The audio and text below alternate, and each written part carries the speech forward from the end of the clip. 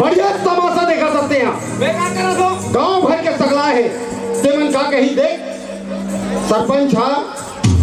ए बरदिया में लपिया दे और गांव में झगड़ा मता से कही बने तमाशा करा तो तुम्हारा बने तमाशा मोर नाम की जितना बदनामी होते। अरे ओसन बात नहीं है रे भैया। का बात है? साले मन घरे दिले भी बुआ का है लेकिन अरे लेकिन तमाशा लगा हो यार कैसे रे साबर का उसका बोकरा सब पे रखा नहीं पियो काका यो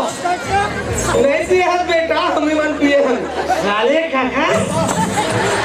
ये हूं ना तो देख दे अभी बता देखो मैं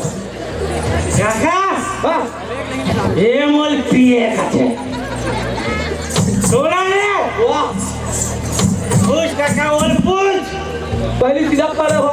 बोल पहली पूछ कैसे रे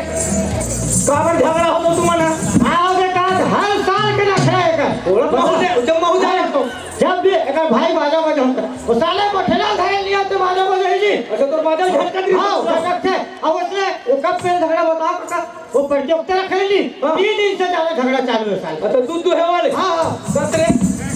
हां रिएक्शन राखिस काका दूध है के महूल बुलाई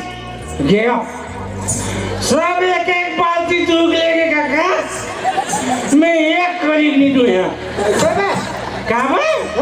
सबके आगुम गाय बांधी और एक खटा मोर आगुम बोलना लो बांधी अरे मंधा बता के